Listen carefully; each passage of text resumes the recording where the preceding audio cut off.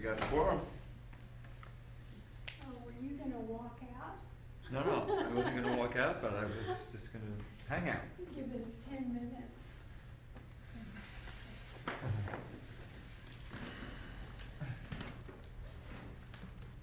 right, the mic and everything. It's working.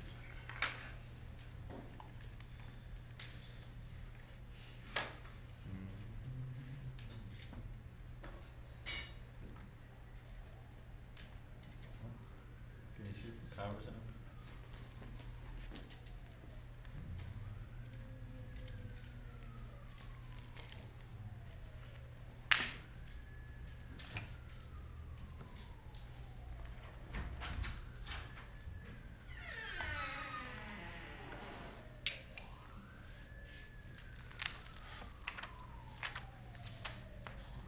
Yeah, the power's on. Power is on, man. Maybe this thing's... No power? Hare Krishna. No, nothing. Something's now.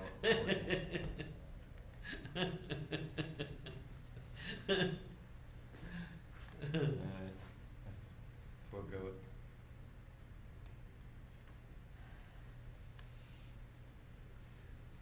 Jesse? Yeah. See, go in the back, see if Janardan's still there. He was just there.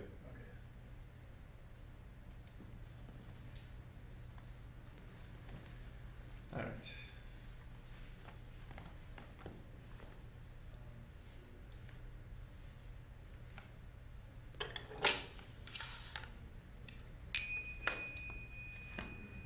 Jaya Radha Madhava Kunja Bihari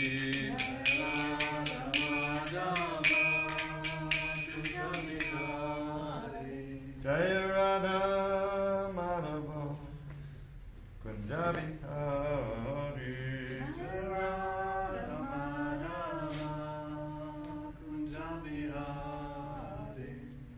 Gopi Jana Vallabha Girivardhari Gopi Jana Vallabha Girivardhari Jaya Gopi Jana Vallabha Girivardhari Gopi Jana Vallabha Girivardhari Yashodanandana Braja Jana Ranjana Yashodanandana Bhajana Ranjana Yashodanandana Bhajana Ranjana Yamuna Tira Vanachari Yamuna Tira Vanachari Yamuna Tira Vanachari Yamuna Tira Vanachari Jaya Radha Madhava Kunjari Hari Radha Madhava Kunjari Hari Jaya Radha Madhava Kunjari Hari Jaya Radha Madhava Kunjari Hari Jayashbad Paramahansa Pradipikacharya Sturta Shri Srimad Divine Grace Srila A.C. Bhaktivedanta Swami Prabhupada ki jai. ISKCON BBT founder Acharya Srila Prabhupada ki jai. Jaya Vishnupad Paramahansa Pradipikacharya Sturta Shri Srimad Divine Grace Srila Bhakti Siddhanta Saraswati Thakur ki jai. Ananta Koti Vaishnavanda ki jai. Namacharya Srila Haridas Thakur ki jai. Srimad Bhagavad Gita ki jai. Asamaveda Bhaktivinoda ki jai. All glories to the assembled devotees. All glories to the assembled devotees. All glories to the assembled devotees. All glory to Shri Guru and Gauranga.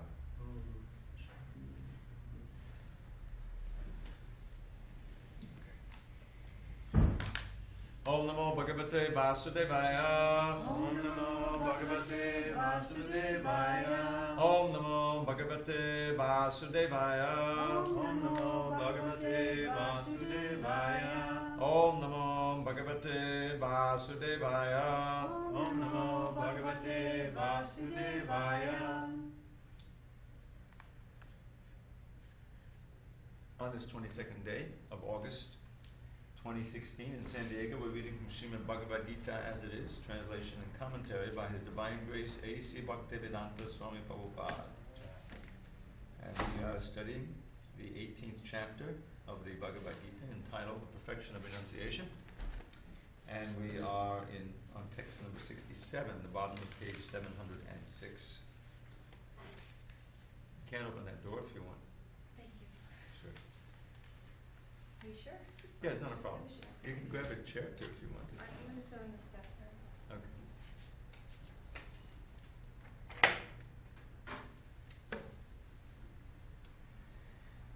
Idam te natapaskaya Idam te natapaskaya na bhaktaya kadachana na bhaktaya kadachana na cha shushushave vachyam na cha shushushave vachyam na cha mam yo vyasuyati na cha mam yo vasuyati idam te natapaskaya idam te natapaskaya na bhaktaya kadachana na bhaktaya kadachana na cha shushushave vachyam na cha shushushave vachyam na cha mam yo vyasuyati na cha mam yo vasuyati idam te natapaskaya idam te natapaskaya na bhaktaya kadachana na bhaktaya kadachana na cha shushushave vachyam na shushushave vachyam na cha mam yo vyasuyati.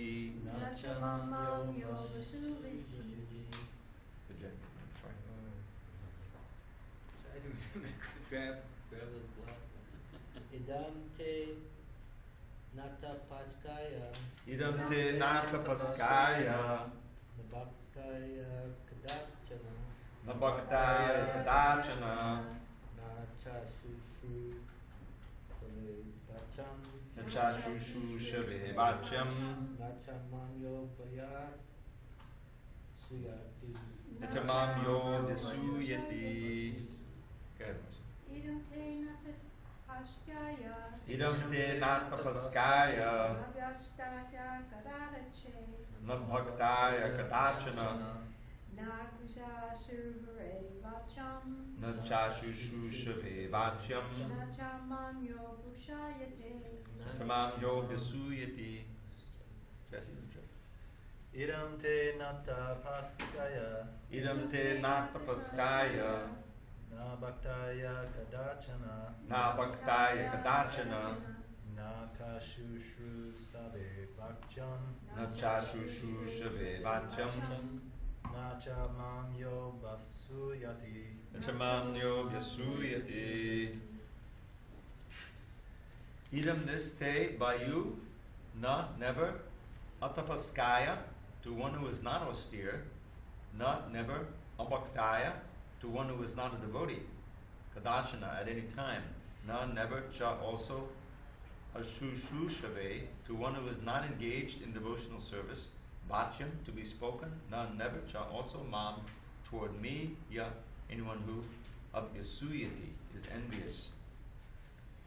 Translation: this confidential knowledge may never be explained to those who are not austere or devoted or engaged in devotional service, nor to one who is envious of me.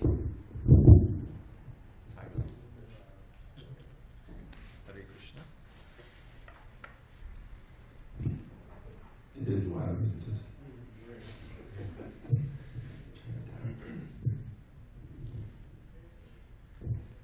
Hare Krishna, Hare Krishna.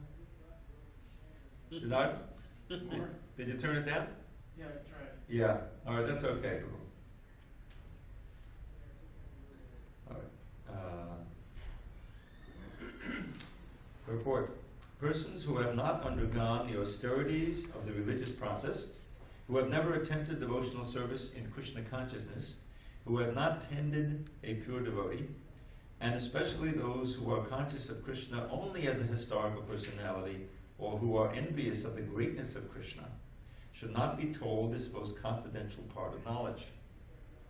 It is, however, sometimes found that even demoniac persons who are envious of Krishna, worshipping Krishna in a different way, take to the profession of explaining the Bhagavad Gita in a different way to make business. But anyone who desires actually to understand Krishna must avoid such commentaries on the Bhagavad Gita. Actually, the purpose of the Bhagavad Gita is not understandable to those who are sensuous. Even if one is not sensuous, but is strictly following the disciplines enjoined in the Vedic scripture, if he is not a devotee, he also cannot understand Krishna. And even when one posts himself as a devotee of Krishna, but is not engaged in Krishna conscious activities, but also cannot understand Krishna. There are many persons who envy Krishna because he has explained in the Bhagavad Gita that he is the supreme and that nothing is above him or equal to him. There are many persons who are envious of Krishna. Such persons should not be told of the Bhagavad Gita, for they cannot understand. There is no possibility of faithless persons understanding the Bhagavad Gita and Krishna. Without understanding Krishna from the authority of a pure devotee, one should not try to comment upon the Bhagavad Gita. Om Jnana Tivarandasya Jnanandana Shalakaya Chakshu Unmilitam Mena Tasmai Shri Gurave Namaha. I was born in the darkness of ignorance. My spiritual master Srila Prabhupada opened my eyes with the torchlight of knowledge.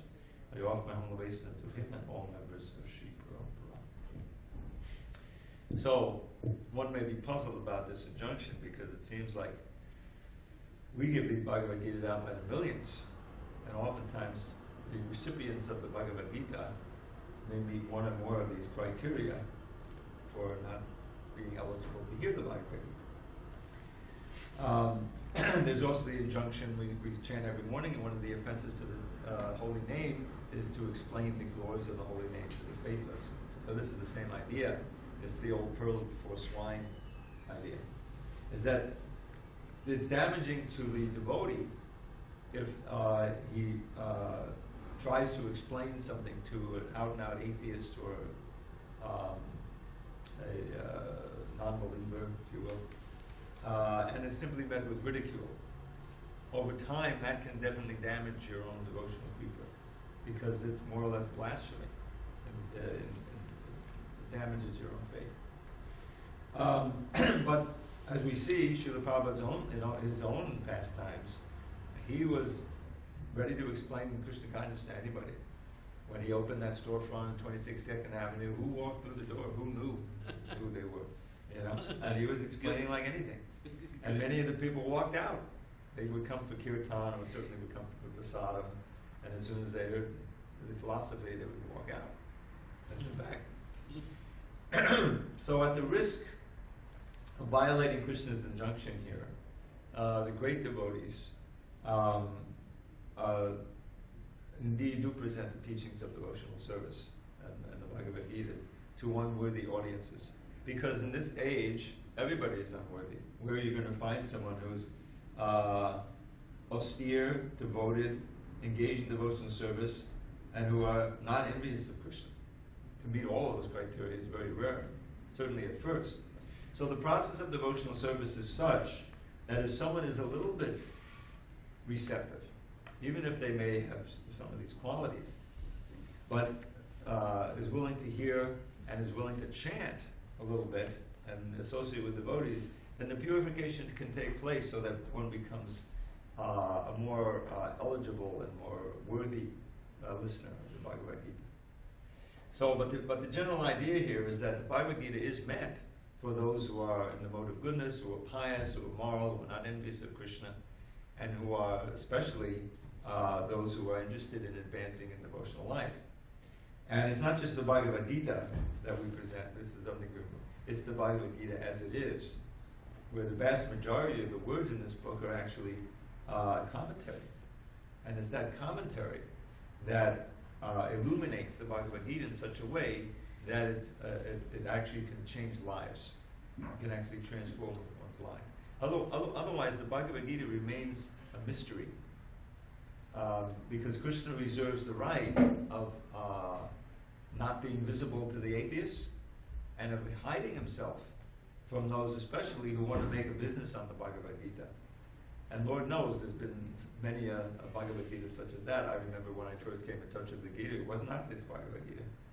It was the Penguin Bhagavad Gita, which is a little paperback. After all, there's only 700 sentences here, right? So without the commentary, without the Sanskrit, without the synonyms, it's a much smaller book. But also, there's no way in the world you can read just the translations, like fresh off the boat, so to speak, without any background and actually understand what to do with your life, what's going on in this Bhagavad Gita. So Srila Prabhupada's Bhagavad Gita, in which he bases his commentary on so much from previous acharyas, especially Bhagavad Bhushan, and he gears the whole presentation to a wider audience, and yet he doesn't compromise in the least the philosophy, can actually transform one's life. And Srila Prabhupada makes that point. You know, of course, Krishna makes the point in the 4th chapter, that to understand the mysteries of Jagya, he's speaking about in the 4th chapter different kinds of sacrifice, but the sacrifice basically means devotional service. Tad vidhi pranipatena pariprashnena seviya upadekshanti te jnanam jnananas tattvadarshana.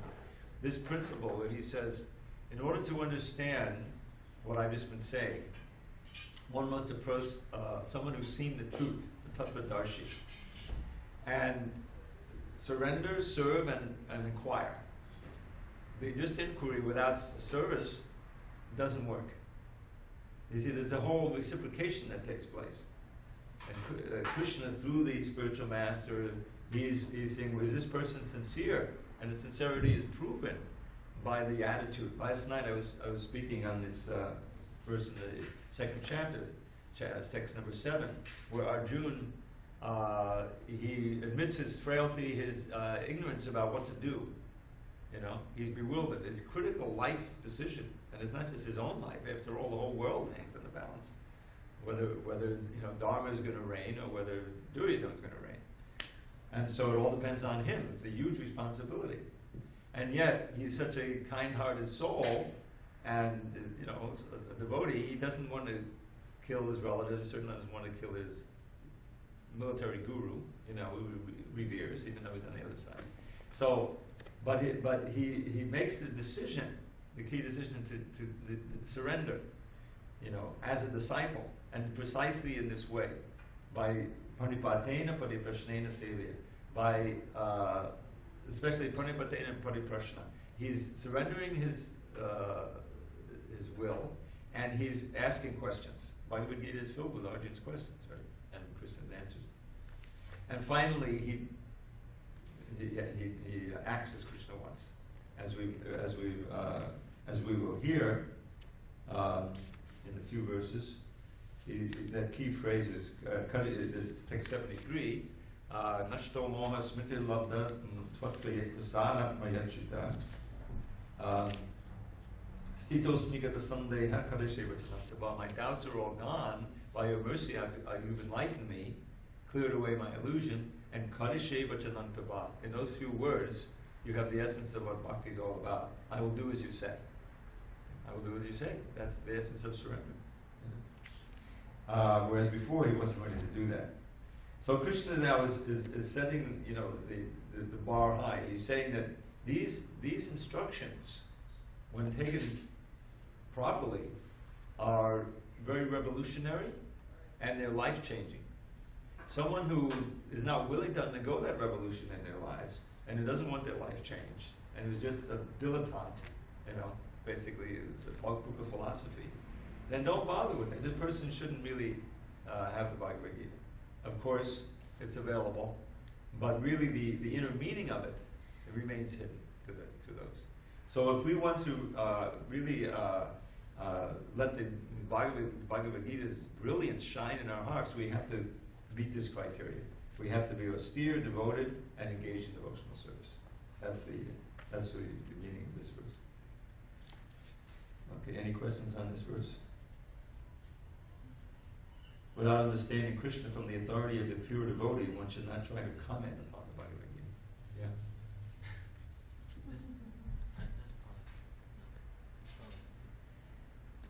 You know how Krishna says, if you, like here, he's saying, if you're not austere, if you're not, and you answered my question sort of already at the start of your class, but how are we sure that we're understanding Krishna like we're supposed to? I mean, is it just that we're supposed to surrender? Is there something else I might be missing as far as understanding Krishna? Well, the thing is, it's not that no one fully ever understands Krishna. It's a question of proportion. That to the degree that we're sincerely trying to purify and approach Krishna and hear and think about the instructions and follow them, then Krishna will reveal himself. And how does he reveal himself? Well, the first way we can understand is we have some attraction to Krishna. That's so rare. We take it for granted because we're devotees. But to actually be interested in these subject matters, to take the trouble to read the book, open the book, come to the deities, chant, no matter how, we feel that, well, it's not very sincere, or sometimes, the desire comes and goes, but still it's there. We've experienced it, and we're experiencing it. That itself is a blessing of Krishna.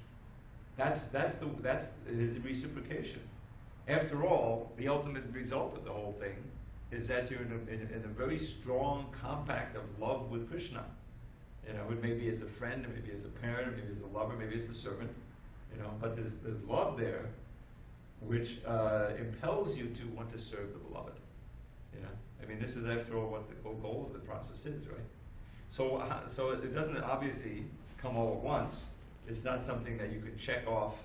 All right, I've been doing it for so long now. It doesn't work like that. It doesn't work like that. It's a personal relationship. And so, you study, Prabhupada quotes in one book, I always forget this exactly right, in the 7th chapter, this little ladder from Shraddha to Prema, faith to love, that Rupa Goswami gives in the Bhakti-Rasamrita Sindhu. And it's very important we understand, because we're all on that ladder somewhere. So the Adhar Shraddha, Tatak Saru Sangha, Tabhajana Kriya, Tato Anarta Nivriti Tato Nishta Ruchistata, Tata Sakta Tata Bhava Tata Prema Vipanchati Sadhakana Maya Prema Bhavabevi Bhavi Krama. Krama means step. It's like parikrama. Everyone says parikrama, but it's parikrama. Means walking around, literally. It's circumambulation. So this is step by step. We're up a series of steps up to the summit. So it begins with the Shraddha. The Shraddha is essential. Shraddha means faith, right? But there's different kinds of faith. Now here, Shraddha means some preliminary interest. The faith that brings you to associate with devotees, to come into the association of devotees. Now, in today's world, that faith can simply mean that you get a book, you can be in the middle of an Iowa somewhere. I don't think we have a center there. Maybe little pockets of devotees. And then, okay, you get on the internet. You want to somehow investigate. But really, you really need to contact devotees personally, because it's personal movement, eventually. So that's why the second step is sadhu sangha. It is associating with sadhus, devotees. And with that association, as in any association, you take on the qualities of those you're associating with. That's the way that association works. And if you're associating with devotees, you become more interested in devotional service, because it's attractive. Krishna is all attractive, and some of that attraction, according to the level of the devotee, will be emanating through the devotee, and and you'll hear about it, you'll see the deity. So then you want to take up the process, a bhajana kriya. It means basically chanting Hare Krishna. And at a certain point in there, though it's not mentioned, that has to culminate in initiation, because it shows sincerity, that you want to make this, you're seriously committed, you want to make it a life mission like that. So then you're practicing, and then there's the process of anarta nivriti. You know what anarta nivriti is? Elimination of anartas. Now the word arta comes up again, and arta means something valuable. Anarta means something just the opposite of valuable, harmful. So anarta nivriti means counteracting the harmful things in your consciousness. This is all we're talking about, consciousness here. Yeah. Does Shraddha depend on externalities, meaning does one's external situation deepen one's faith? Yeah, it's often said that the initial Shraddha often comes from something you've done in a previous life that you don't even know, agyata sukriti. You know, the unknowing bhakti, that you did something that the famous example is Prahlad Maharaj, who was said in the previous verse to be a demon. After all, he was born a demon. And he was going out and had some affair going on, illicit affair with some prostitute or something. And went out in the forest. You know the story. And so there's a little clearing there, and they wanted to clear off the brush, and it turns out there was a buried temple of Nrsimhadev under there. And they were clearing off the Nrsimhadev temple, and that unknowing service later fructified in his later birth or some later birth and in becoming Prahlad. So agyata sukriti can accumulate and bring you to the point in this life of when you contact, this is the whole mystery. Millions of people get approached by books, millions of people see the Rath Yatra, we're known, but a very small percentage of those people, in the ultimate scheme of things, actually seriously take up devotional service in this lifetime, right? What's the difference? You may find we've had so many instances where one brother is totally into it, and the other brother, my own family, the other brother didn't make any sense. And my brother's nuts. Maybe we can get him out of there. This is where the deprogramming started. So the Prabhupada's famous question, who was crazy? And he wrote a whole essay about it. Who was really crazy? So they're crazy, right? Because they're thinking there's something they're not, right? They don't all think they're Jesus Christ and Napoleon, but they think that they are the body, which is just as crazy. Anyway, so but on the other side, Prabhupada said, but I have made you good fortune. In other words, this may be our very first exposure to it, to Krishna consciousness. But at least there has to be some background of some kind of piety, some kind of goodness that you're open to the thing. You know what I mean? Anyway, so there's some initial faith enough to bring you into this. And so then you go on, and that anartha nivritti process, now that's the hard part. That's where we have to work at sadhana, giving up the things that we like to do, taking out a whole bunch of things we don't like to do, and we have to be steady at it, or we'll fall back and more anarthas will come into the heart. So that's that's where the rubber meets the road, so to speak. So then after some time of that, hopefully maybe years rather than lifetimes, you come to this stage of nishtha. And that stage is described right in the Bhagavatam. I don't know if you're picked up on it, but every time I do Bhagavatam class, I chant this verse before the class. Nashta prayeshu bhadreshu nityam bhagavata sevya bhagavadgitaclass bhakti bhavati naishtiki. The word naishtiki is maybe an adjectival form of nishta, which means fixed. When your heart is cleansed from these anarthas, lust, anger, greed, illusion, all these things that we've been cultivating for millions of lifetimes. But there's some, not completely, but almost, or there's a large part. That's why prayeshu means almost destroyed. Nashta prayeshu, abandreshu. Abandreshu and anarthas are practically synonymous. Abandras are inauspicious things, bad things, anarthas. So there's the heart is clear. That means that they're not overwhelming you like in the material world. The material desires. Just people are maddened by it. It's like think of a drug addict. So no, it's something that may still impinge on you somewhat, but you're not driven to follow it. That's prajapati. Nityam Bhagavata Seva.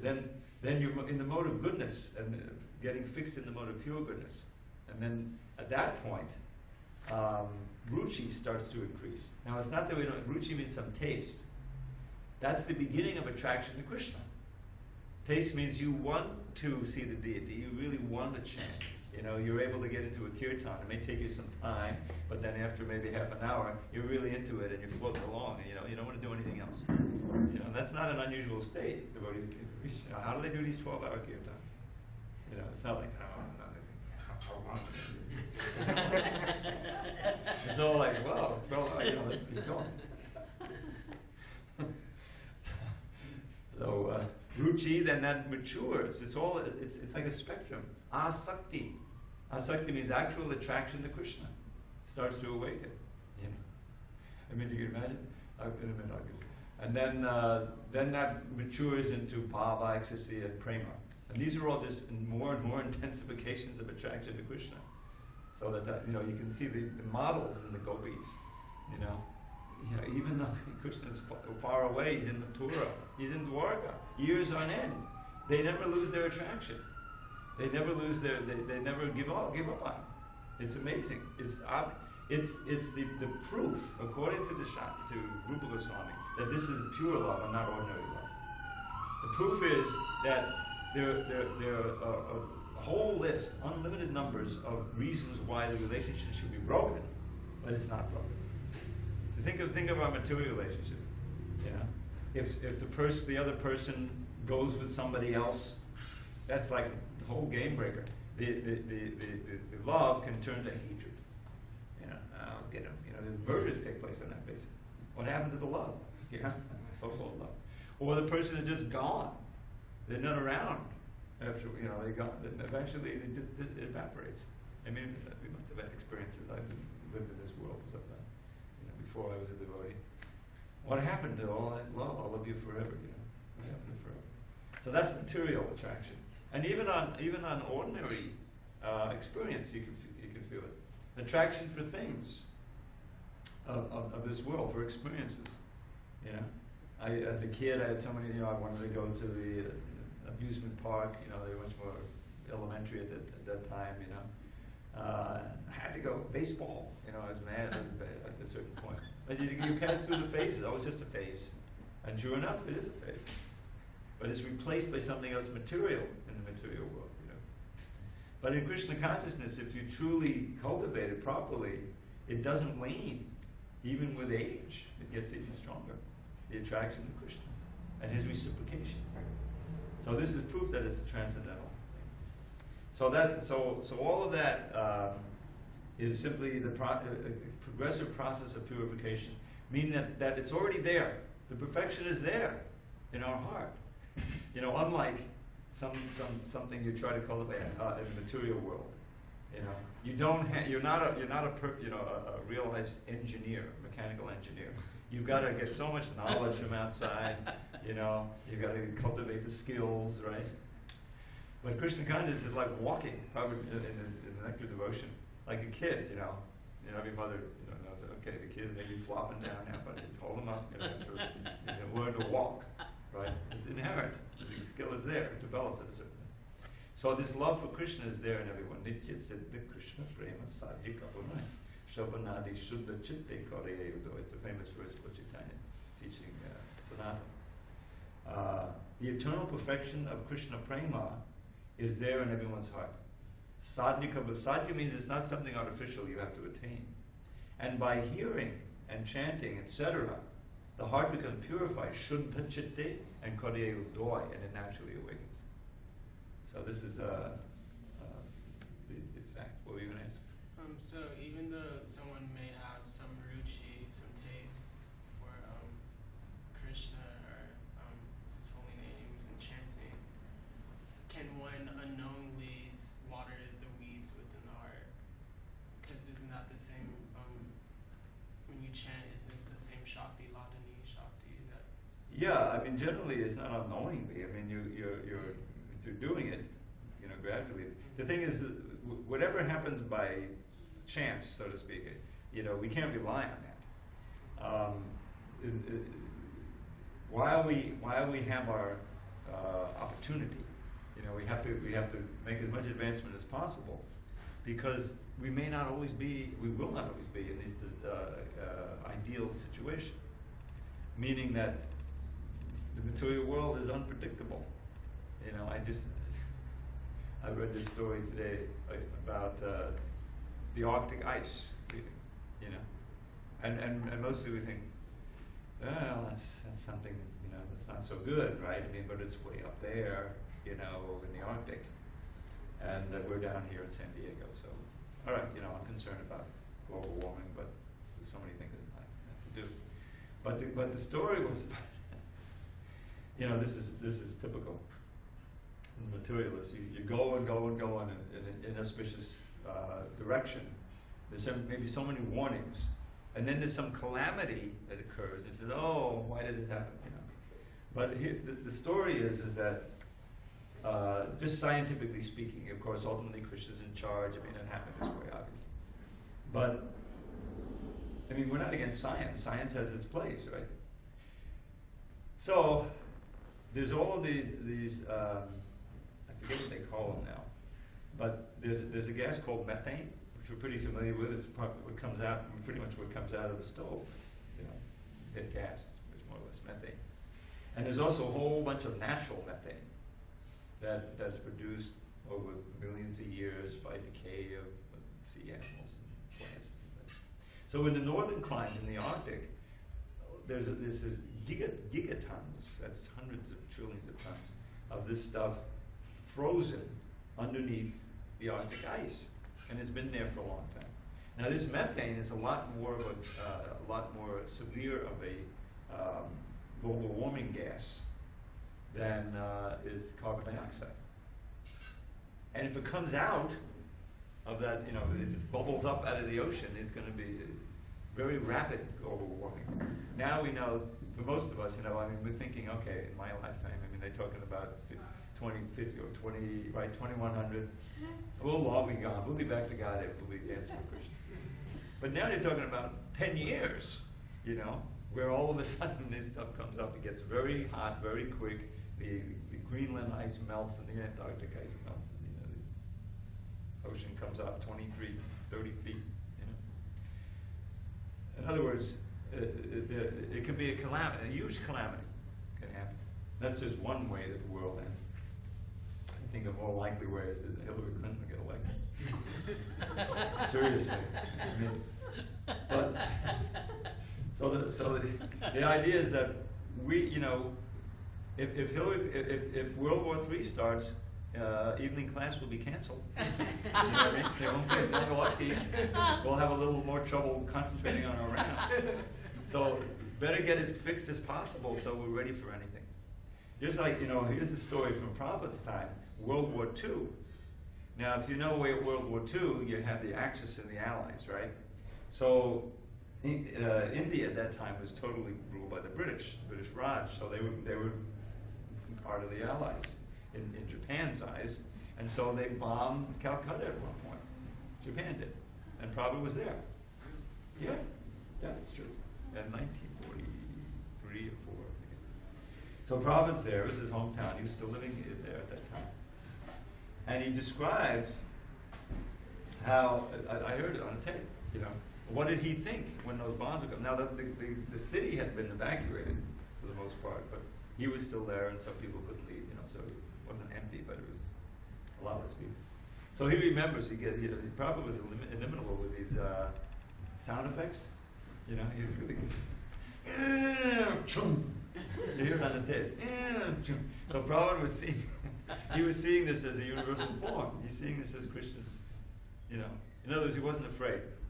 And what I heard more recently, and this I have to get this confirmed, but he doesn't mention it on the tape. He went out on Harinam. He had some other devotees, Gaudiya Math people, because, you know, he was well initiated by that time.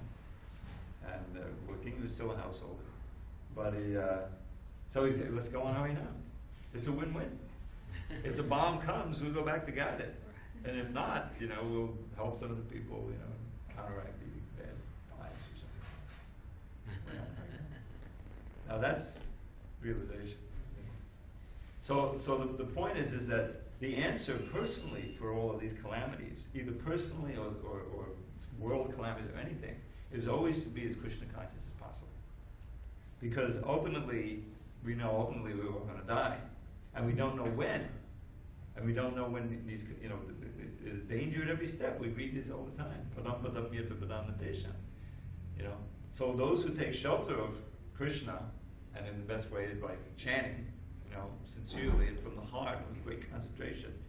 Not for them is this place where there's danger at every step, because they're already back to God. So it's a very practical. I mean, you know, Bhagavad Gita, Krishna tells us, you know. So that's that's part of Krishna's reciprocation. To feel protected and to feel a lack of fear even in the dangerous situations. And sooner or later, we're all going to be in that situation where death is imminent. And that's the test. We can feel fearless at that time and fully take shelter of Krishna. That's what I really believe. So we have to prepare for that. All right, let's go on. Text 68. Yehidam paramam guhyam madbhakte shavidhasyati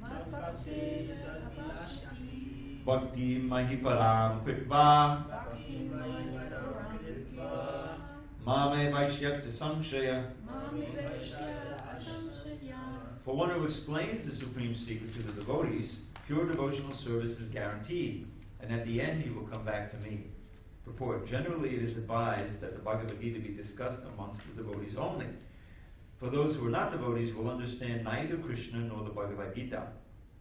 Those who do not accept Krishna as he is, and Bhagavad Gita as it is, should not try to explain the Bhagavad Gita whimsically and become offenders. The Bhagavad Gita should be explained to persons who are ready to accept Krishna as the Supreme Personality of Godhead. It is a subject matter for the devotees only and not for philosophical speculators. Anyone, however, who tries sincerely to present Bhagavad Gita as it is will advance in devotional activities and reach the pure devotional state of life. As a result of such pure devotion, he is sure to go back home, back to Godhead. Now, let me see if I can find this. Yeah. So if you could turn to page 28, you'll find some verses from the Gita Mahatmya in this introduction. By the way, these verses were all resurrected by Jayarada Swami when he revised his Bhagavad Gita. And unlike the rest of this Bhagavad Gita, the tape of this introduction is still extant. You can hear Prabhupada speaking this introduction, if you're interested. It's like several hours. And he's quoting these verses, but in those days, 69, 70, they couldn't hear, and they didn't know where the verses were from, so they took them out. But there's some very beautiful verses here. The most famous one that I know is on page 29. It says, Sarvo Panishado Gavo Dogda Gopalanandana Parto Vatsak Sudhir Bhokta Dugdam Gita Amritam Mahat. Here the Gita is referred to as Amrita, as nectar. So the Gita Upanishad, Bhagavad Gita, the essence of all the Upanishads, is just like a cow, and Krishna, who is famous as a coward boy, is milking this cow. Arjuna is just like a calf, and learned scholars of pure devotees are to drink the nectarian milk of the Bhagavad Gita. So the idea of by quoting this verse, I was going to say, there's some other beautiful verses about the Gita here, is that for devotees, part of the attraction of the Bhagavad Gita is that it's Krishna speaking to it. There's this famous story. It's related in the CC when Lord Chaitanya was. CC is Chaitanya Charitamrita. When Lord Chaitanya was traveling in South India, I think it was near the Rameshwara temple. So there was this Brahmin who was outside, and he was reciting the Bhagavad Gita, but he couldn't really read. He had this Gita open, his little, but he wasn't, whatever he was chanting wasn't actually the Gita. And so there were some others around there who were laughing at him, who were mocking him, but he was continuing on. So Lord Chaitanya, he came and asked him, "What are you doing?" And he could see that Lord Chaitanya was sincerely asking him. So, well, my spiritual master instructed me to read the Bhagavad Gita every day, the whole thing. So I tried, but I'm illiterate, unfortunately. And so what can I do? So I just look at the Gita. But Lord Chaitanya, but I see the tears are flowing from your eyes. He says, yes, because as soon as I pick up the Bhagavad Gita, I see in my mind's eye, I see Lord Chaitanya, Lord Krishna on that chariot speaking to Arjuna, that he's taking the role of his friend. It's his friend who's taking the role of the servant. And it just moves me to tears. So Lord Chaitanya embraced him and said, "You're the real knower of the Bhagavad Gita. Forget these foolish people who are mocking." Even though he couldn't actually read the Gita. So the point I'm making is that for those who are more pure devotees, every word of the Bhagavad Gita is pure nectar. Here's Krishna speaking directly to us. You know? And he says in many places, several places, Surit, there's one verse in the Bhagavad Gita, Gatir Bhata Prabhu Sakshi Nivasaksharanam Surit Bhagavat Pralayak Snanam Nidanam Vidivakayam. I am the goal. I am the maintainer. I am the master. I am the abode. I am his best friend. I am the best friend of everyone. So if we're actually doing a little sincere service of Krishna, and we read that, and we see that, you know, understand the circumstances of Bhagavad Gita, then this should really move us. You know, here's Krishna, he's taking the trouble, you know, to come down. You just imagine. Here he is in Goloka Vrindavan, not a care in the world, you know. He's cavorting there for eternity, you know. But then he knows there's a whole bunch of his children down here who have just messed up, that they're trying to enjoy separately, and they're suffering like anything. So he comes periodically. Of course, he sends representatives all the time, but he personally comes once in a day of Brahma, and undergoes, you know, all of this hassle. I mean, he's among people who some hate him, right? All these demons, and he's got to take trouble to kill them, you know, and all this stuff. Why is he doing that? It's just like a father living on the estate. His kid runs away, goes to San Francisco, right? It's classic. You know, he's wandering around in the streets. Finally, he says, "Well, I got to go try to find him," you know. So he goes down there and he's wandering around, you know, some, you know, the ghettos or something, you know, the streets. Where's my son? Try to reclaim him. Takes the trouble. So Krishna's taken that trouble for us. So he's already reciprocating, you know. And we're so foolish that we're not, you know, appreciating. So that's why he's saying here, you know, for one who does appreciate and who tries to represent me to the devotees. You know, I mean, I've been taking advantage to try to give this class for the last 30 years. In Miami, I was doing the same thing, the evening class. You know, when I joined, and you may remember, I don't know if it was like this, when I joined it, the evening class was as big as the morning class. Remember the evening program? Kirtan, right? We had the Kipa Jayo Jaya Gora Chandra, right? What happened? What happened? That's a good question. There's a lot of deviation.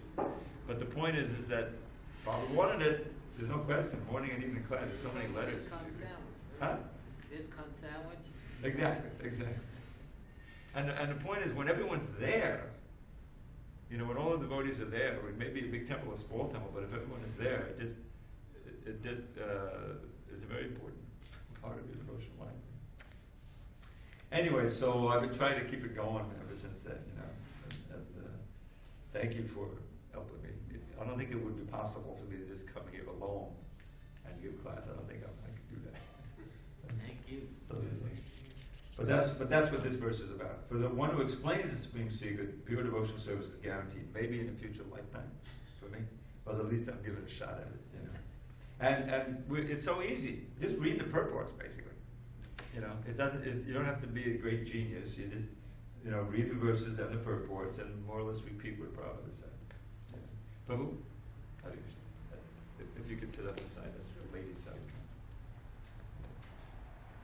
So. And the next verse is very famous, and we'll read this one also. This is often quoted. Natatasman manusheshu. Let's try again. Natatasman manusheshu. 69. Kashchan me priyakrittamaha.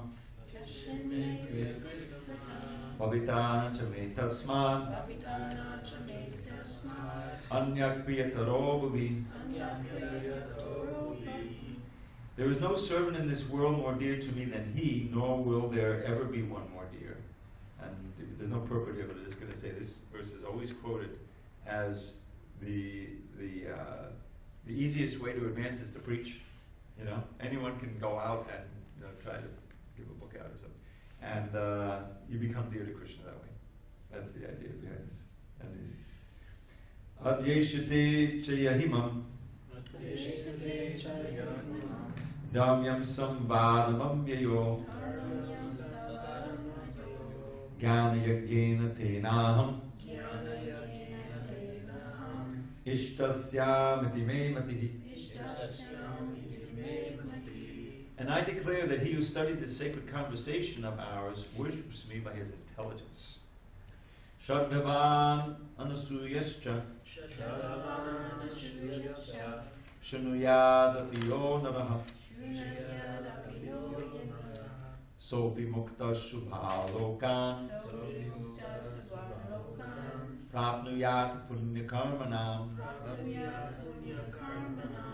And one who listens with faith and without envy becomes free from sinful reactions and attains to the auspicious planets where the pious dwell.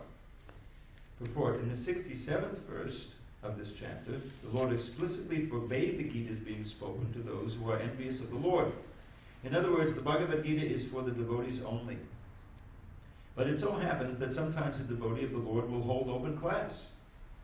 And in that class, not all the students are expected to be devotees. Why do such persons hold open class? It is explained here that although not everyone is a devotee, still there are many men who are not envious of Krishna. They have faith in him as the Supreme Personality of Godhead. If such persons hear from a bona fide devotee about the Lord, the result is that they become at once free from all sinful reactions, and after that attain to the planetary system where all righteous persons are situated. Therefore, simply by hearing the Bhagavad Gita, even a person who does not try to be a pure devotee attains the result of righteous activities. Thus, a pure devotee of the Lord gives everyone a chance to become free from all sinful reactions and to become a devotee of the Lord. Generally, those who are free from sinful reactions, those who are righteous, very easily take to Krishna consciousness. The word punya karmanam is very significant here. This refers to the performance of great sacrifices, like the Ashwamedha Yajna, mentioned in the Vedic literature. Those who are righteous in performing devotional service, but who are not pure, can attain the planetary system of the pole star, or Dhruva Loka, where Dhruva Maharaj is presiding. He is a great devotee of the Lord, and he has a special planet, which is called the pole star. So the idea is that if someone is a little bit pure, but not a devotee even, they'll benefit from hearing the Bhagavad Gita. And of course, this particular Bhagavad Gita as it is, and I make that point again and again, and that's the vast majority of the words in this book are Prabhupada's purports. Really, this Bhagavad Gita will bring one to devotional service. You can't really read through this Bhagavad Gita with receptivity and not be changed at heart, and at least want to investigate what it means to be a devotee of the Lord. That's the nature of the way Srila Prabhupada has presented this. And so, as we see, a key element here is Shraddhavan and Anusuyas. This word Anasuya means without envy. And that's the hard part, because the reason why we're here is that we're envious of Krishna. So relatively less envious means that one is pious, he has a good heart. Here's a story, there's a practical story. Most of you have heard about Sadaputa, and you probably remember when he was here, right? Yeah, I spent some time with him. I remember when he joined, about 74 in Brooklyn. And he is this, rare soul, really a high-powered intellectual physicist, mathematician. He was top flight mathematician. And I remember he walked into the temple there. Well, what do we do with Dr. Richard?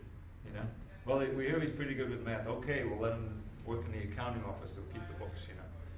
They didn't realize that that he was really good at arithmetic, but he was much more than that.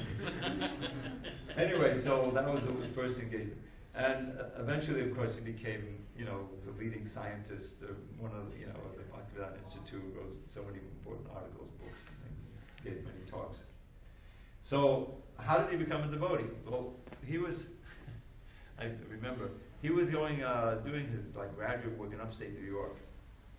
And he was totally into this vision, not of Krishna consciousness, but seeing the world as atoms and protons and electrons and things like that. And he would describe how he would see a tree, and he would see it as, molecules and stuff like that. In other words, he was more or less reducing the world to these impersonal energies, So what happened was that there was a flood upstate. somehow. And you know, these calamities often bring out the best in people. Everyone suddenly has to work together to try to, you know. So as floods often means, okay, everyone man the barrel, we've got to take these sandbags, and you know. So he was on that crew, you know, and he helped out. And in that way, he kind of broke down some of this impersonal shell that he was in, you know, the scientists and these mathematicians get into. So there's a lot to the story, but then it was after that that he was browsing in a bookstore and he saw one of Prabhupada's Bhagavad Gitas. Of course, there must have been something else in his background to make him curious about it. But he described it that he wasn't open to that until, you know, he had gone through this experience of helping people, you know, which is a very pious act and purifying too. So he took the Bhagavad Gita, and you know, the Bhagavad Gita, for someone who really is very logical and scientific and pays attention, it's very, you know, intriguing. So he wanted to investigate further. Came down to Brooklyn and spent some time, and then eventually moved in there. You know. But the point is exactly like this verse. He was Shraddhavan. He had a background of piety, punya karmanam, that kind of laid the foundation for the seed to take root in the heart. If someone is an out-and-out demon, is very vicious and cruel, it's very rare for someone like that to be interested in devotional life, you know.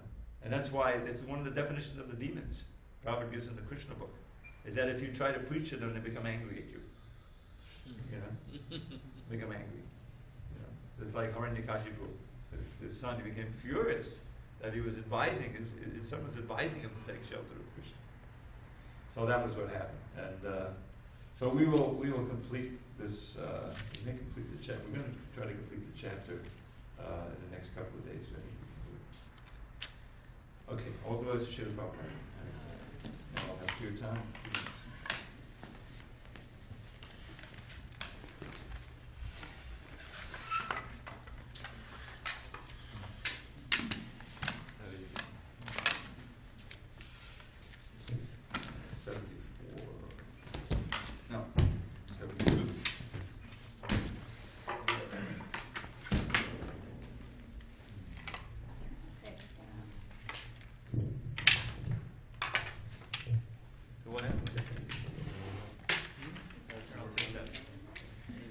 Maybe just, you know, it's feeling a little rambunctious.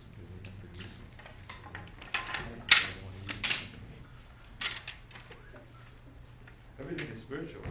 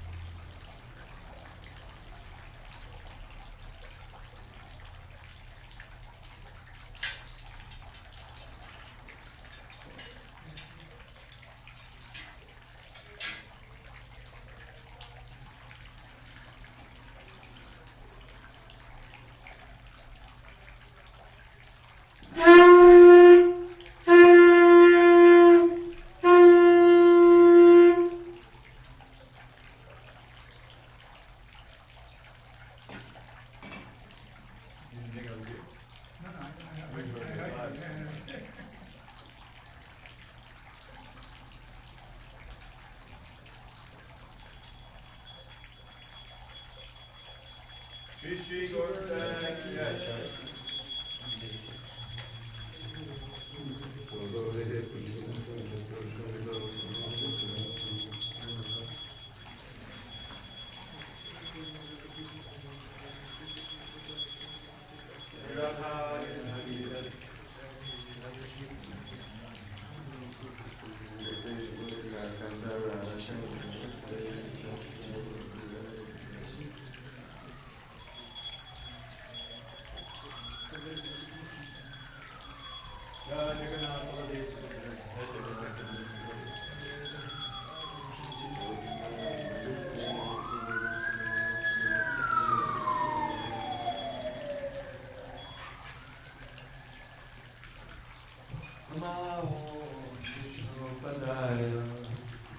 Krishna Prestaya Bhutale Srimate Bhakti Vedanta Swami Iti Namine Namo Krishna Padaya Krishna Prestaya Bhutale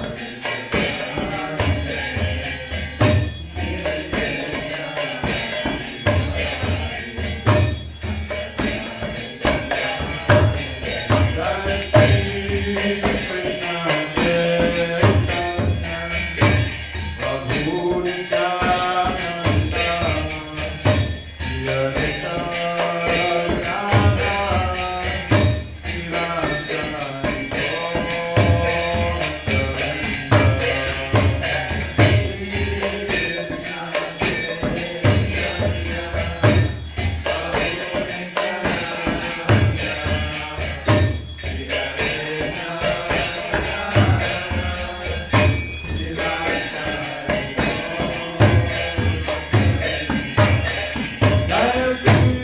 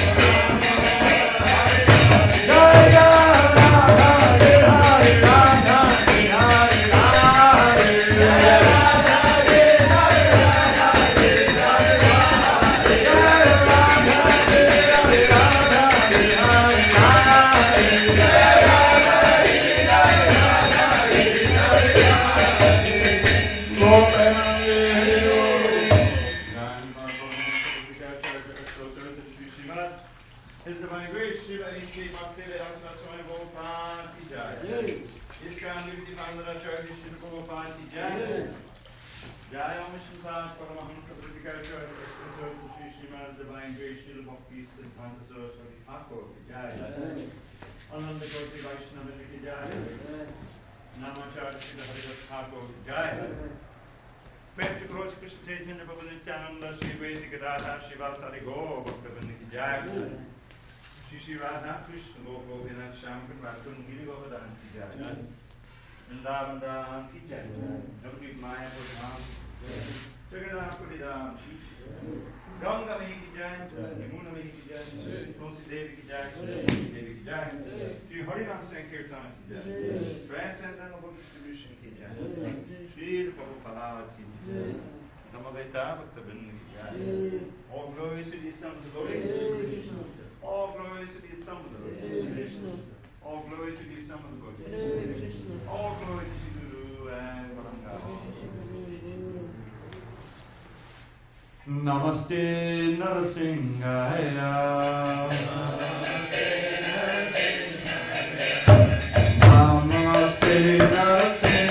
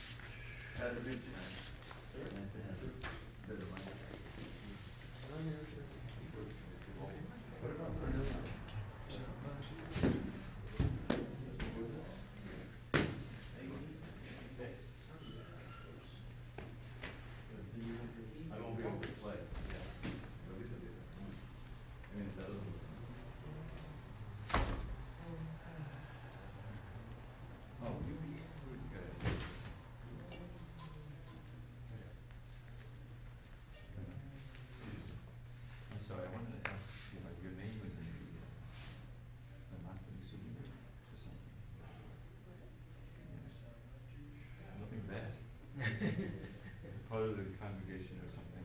But the name of the spelling was odd. Was it Leela Sar, S-A-R-A? What was it? What did it say? S-A-U-R. Huh? I didn't know, I didn't know exactly. I couldn't call you late at night. And they gave it to me the last minute, and I really couldn't give it a full proofread. So, I mean, never got it from you. No, I've never spelled it like that Someone before. recently, It was Nichigora, I think. maybe some text. Yeah. Oh, he spelled it, you received them, yeah. Bill. Yes. Where? Should have known. What is that even? This Vedic? I mean, what does that mean? Anything? No. It's like dinosaur. I have a question for you. Yeah. What does Rangada mean? Rangada. Ruchi Rangada. Oh, Rushirangada. Yeah, what was that name? I never thought of it. Ruchi Rangada. Well, Ranga Da. Da means always to give. And Ruchi Ranga. Well, Ranga, Ranga means enjoyment.